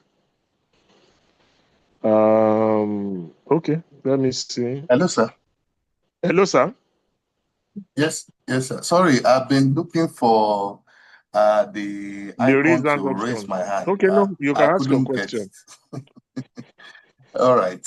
Thank you. Just let's my have name your is name, Samson, your membership number, and then the person whom your questions is addressed to among the two presenters. Okay. My name is Samson Abiodun, with membership number MB027006. I think my question will be directed to the last presenter, Mr. Patrick. He spoke extensively about soft skill, particularly emotion and management of it, especially in the place of leadership. I just want him to, if I can have the privilege of him addressing this matter, I will be so glad. At what point, or what are the triggers to look out for when your emotion begins to becloud your decisions?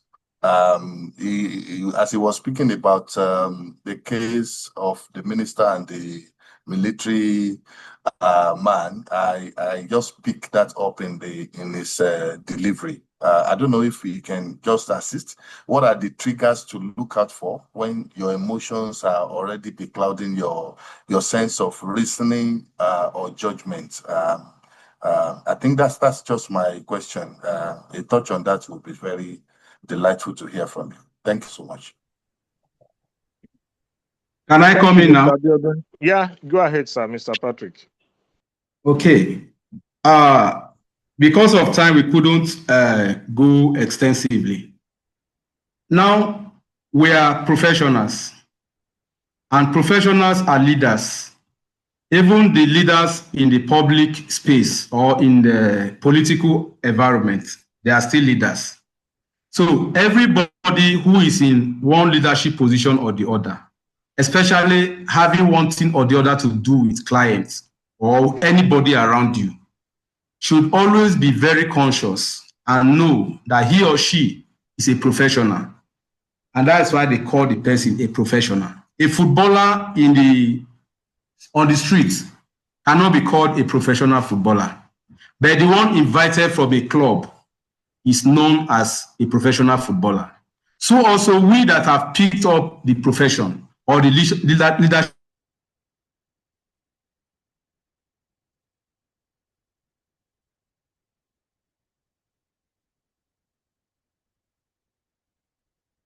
role or managerial role. We are always and what we stand to lose if we are not handling that position properly. This is very, very important. Now, what to look out for is always be aware that people must say things negatively to you. If you are aware of that, you already prepare your mind that no matter what anybody says to me when I'm interacting, I'm not going to react. You are supposed, as a professional, develop this habit of diplomacy. Oh, this thing this person say is provocative, but no matter how he says it, I'm supposed to control myself. In general, people see it as discipline.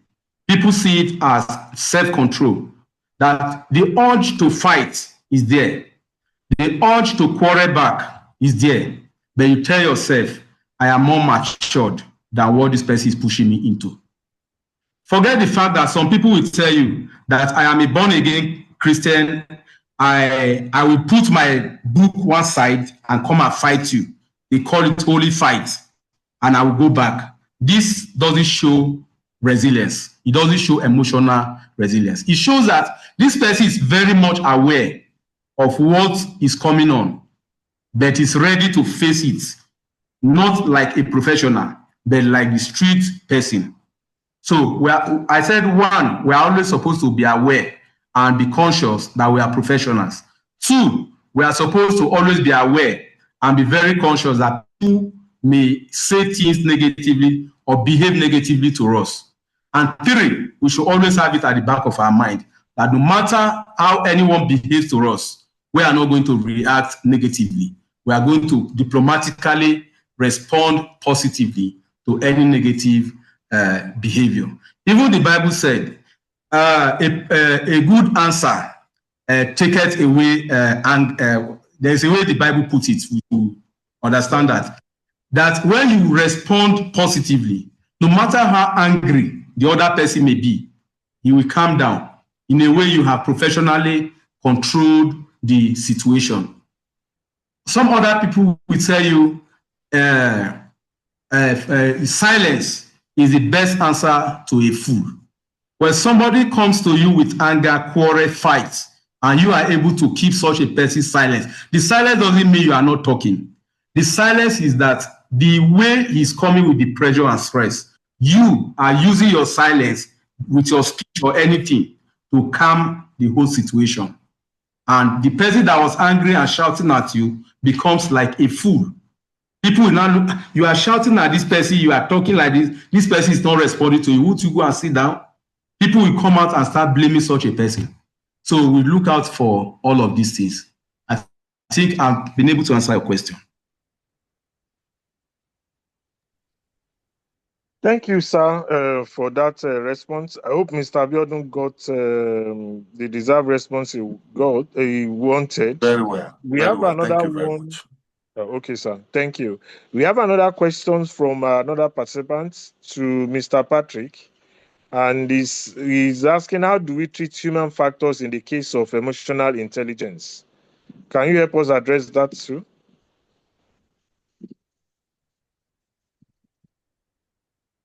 Mr. Patrick, did you get that question?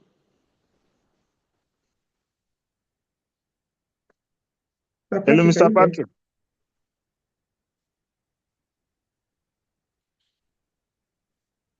Mr. Patrick, can you hear us?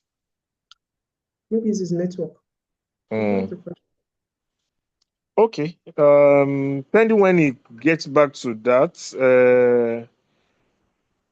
I'm sure when he comes back online, he will probably be able to attend to that. Yes, Mr. Balogun, you will get the soft copies of the presenter's presentation. Sorry, as well as I wanted to hear the second question. I didn't get it. Okay.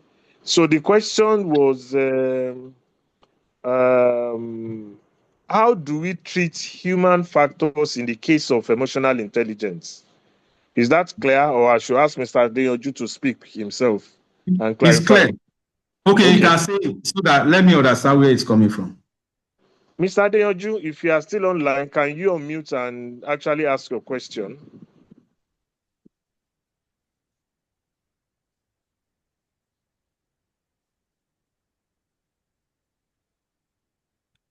Mr. Adeyanju? Okay, I guess he has dropped off. But go ahead. So let me just understand. answer it. Human factor is there. It is this emotion that we call human factor. Human factor has emotion. And we don't just depend on we have human factor. This is the essence of this teaching we are doing, this training we are doing, and advising ourselves to train ourselves. It is normal to have that human factor. And that is why we say you be conscious. That consciousness is the human factor. But you don't just use the human factor to bring down whatever reputation you have. So you have human factor will always ask you to do this, do this, do this. And most of the things they tell you to do are against what is called discipline. They are against what is called self-control. They are against what is called professionalism. Now, it is now left for you to say, I am a professional. Even if I am a human being, I mentioned that before, that even if I'm a human being, I have feelings. I will not react the way the thing is coming. I am going to react the opposite. This will make me behave that I am not behaving just like human being. I am behaving like an extraordinary human being who is called a professional. I think this is where we stop here. Thank you, Mr. Patrick, for that concise response. So, to the participant that raised the question for presentation, we will send presentation as well as the recording. And in case any question, propped up by then, the presenters' contact details are there. You can reach out to them. You can equally reach out to the district as well as our partner, One Team Social Club, where if you are not yet satisfied, we can help help clarify things for you and then forward the questions to the right presenter. I would like to call on Mr. Nnamdi Uti, as our time is fast spent. We wanted to keep this prompt within the 2 hours we've promised, and I think we are well on time. Can I call on Mr. Nnamdi Uti, to appreciate? Okay, I saw another question. I don't know if that's. Let me see. Question. Yeah. So the question is from Mr. Adetoki Samuel. Please, how did you professionally defend your position where a client, a senior colleague, wants to use his seniority to make you feel inferior, even when you know that you are right on the issue at hand or the point you are raising? Mr. Patrick, did you get that question? Yes, I got it. Okay, if you can help us clarify. This is where this issue of human factors still coming. That people in the office want to drag power with each other. One is a senior, the other is a junior. But the senior will want to show that I am the senior in this place. While the junior will want to react that, no matter what, even though you are the senior, I am still a human being. I'm a professional like you. We are advised to cultivate this diplomacy factor. The diplomatic. When you can address this issue, like somebody posted this Proverb 15 verse 1 or so. There is a way you address the matter that will make the person even see himself as behaving foolishly. He will come back to you and behave with you as a team.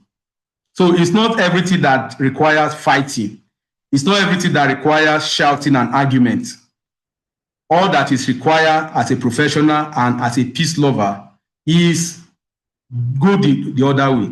If you have another person you can report this issue to, you report to. Sometimes the accounting profession will say, read materials, relate with other colleagues, professional colleagues, and they will address or they will direct you, they will advise you on how best to handle issue. All I'm saying here is I'm not advising you should go and fight your senior. I'm not advising you should go and shout at him. And I'm not advising the seniors to be intimidating junior ones. All everyone should be learning is diplomatically, professionally, control your anger. Negative issues may come, but use positivity to clear them off. I think this will help us. And this is the essence of all this webinar we are doing, all this training we are doing. We'll continue to learn from them, and they will continue to help us in our daily work. Thank you, Mr. Patrick. Quite succinct and understood. So on this note, Mr. Namdiuti, over to you to appreciate our presenters and your welcome remark.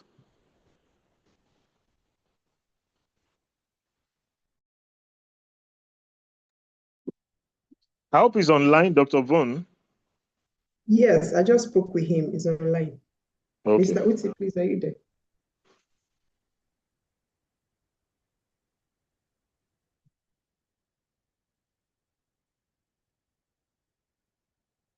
Okay. When he said I can take it up on his speech. Okay.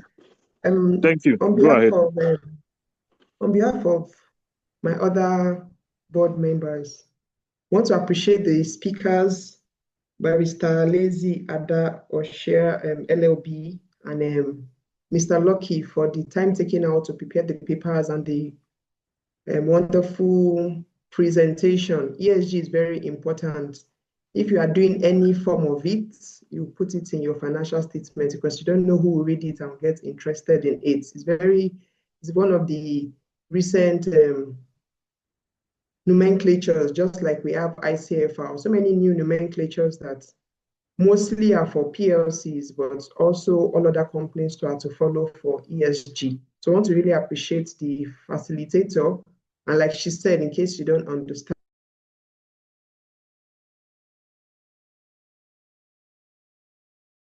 speaker, because it's not just about the 1+1, but if you're not able to navigate your colleagues, your clients, tax authorities, the community, the 1+1 may still be hampered on. So it's very important to always get emotional intelligence and other soft skill training.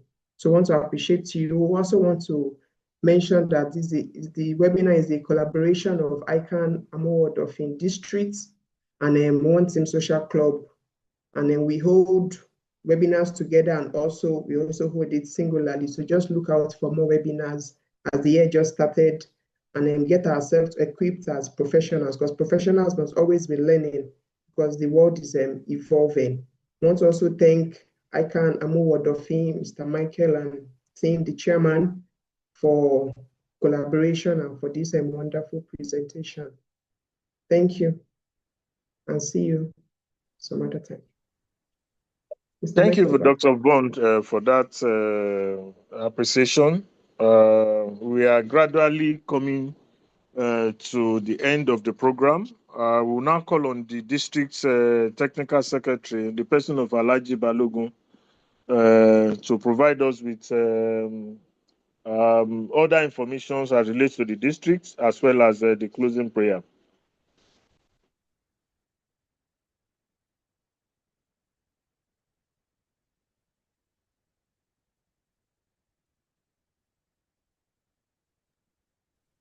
Alhaji Balogun, can you unmute, please? If you are speaking, we can't hear you. You are muted. Okay. Good afternoon, everybody. Thank you for the participation. I first of all appreciate our presenter once again, the two of them. Yeah, we are using this opportunity to inform all our participants that ICANN Amuwo membership is open to everybody. Either you are in Lagos or you are in diaspora, it's open to everybody. So you can join us in all our meeting. Our monthly meeting held every second Saturday at Lagos State University of Technology, Lagos here. And likely all our webinars come up like this nearly every month. We hold our technical meeting, which during our meeting days, our technical season always come up with a rich topics. Likewise, this is our partnership with OTC Nigeria. We are here as well. We thank you all for joining us. We implore you to join us in our subsequent webinar that we are coming up with. As I've said by our Dr. Vaughn, that every time rely on us, we are going to give you a well-rich topics and contemporary issues will be discussed. We thank you once again, and we are sorry for any itch you might have gotten either to join or receiving your link. Any issue you might have got, please, we are sorry. We continue to improve on it. Thank you very much. I appreciate you, my team, the technical team. I appreciate you all. Alatishi, all of you, I thank you all. My chairman, everybody, thank you very much. Thank you, everybody. Thank you, Alhaji, for that words of appreciation. As we officially, bring the program to a close, reading from the comments, I can see how members have, greatly benefited from this afternoon's webinar. Please note that it is recorded, and the recording will be sent along with the presentations to our respective registered email. Also note that qualify for 5 MCPD credit hours, and this will be credited to your account. Your information will be sent to the Secretariat latest by this weekend. And we hope to see you in our future webinar presentations. We now have, can we now have the ICANN anthem to close and then the national anthem?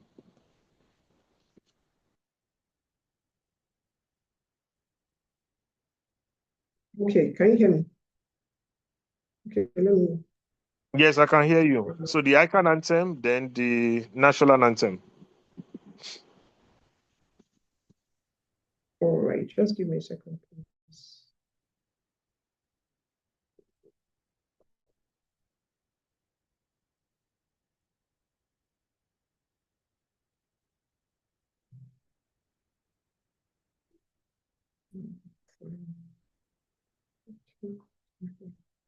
Just give me a second.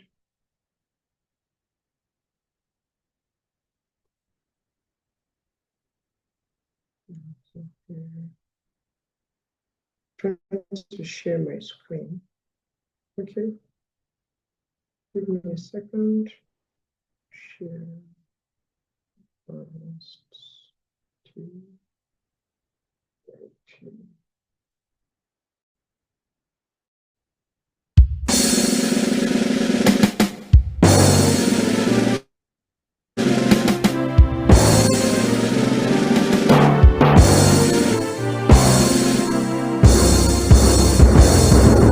Bless God, I can found of treasure in triumph of an race, standing stronger in harmony, building a land together.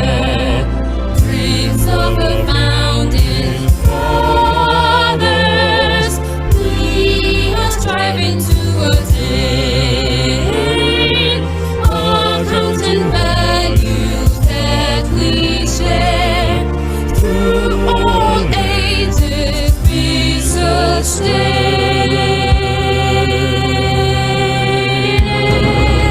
Institute of Chartered Accountants of Nigeria,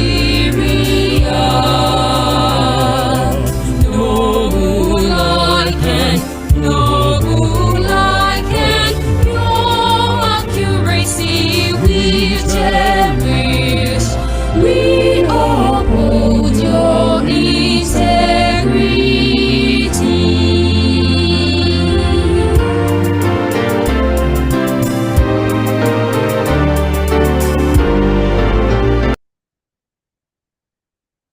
Answer the national anthem. The first stanza only, ma'am. Okay.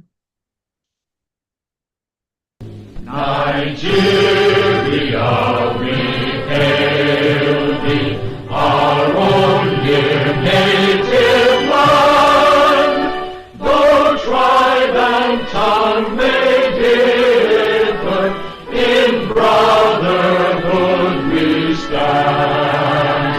Nigerians all and proud to serve our sovereign fatherland. Our flag shall be a symbol that truth and justice reign. In peace or battle honored, and this we count as gain. To hang on to our children a banner without stain. All right, Thank you, everyone. No problem. Thank you, everyone, for your time. I'm sure we all realize that our time is well spent and we are all enriched better than the last 2 hours when we joined.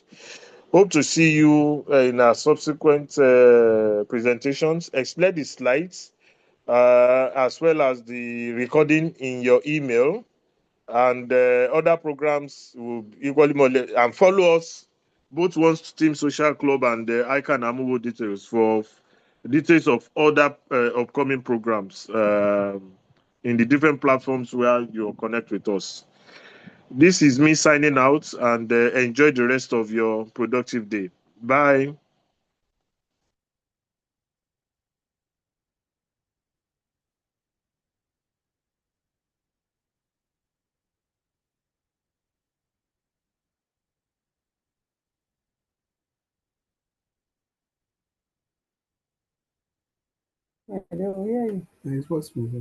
Thank you. Have a nice day. Thank you. All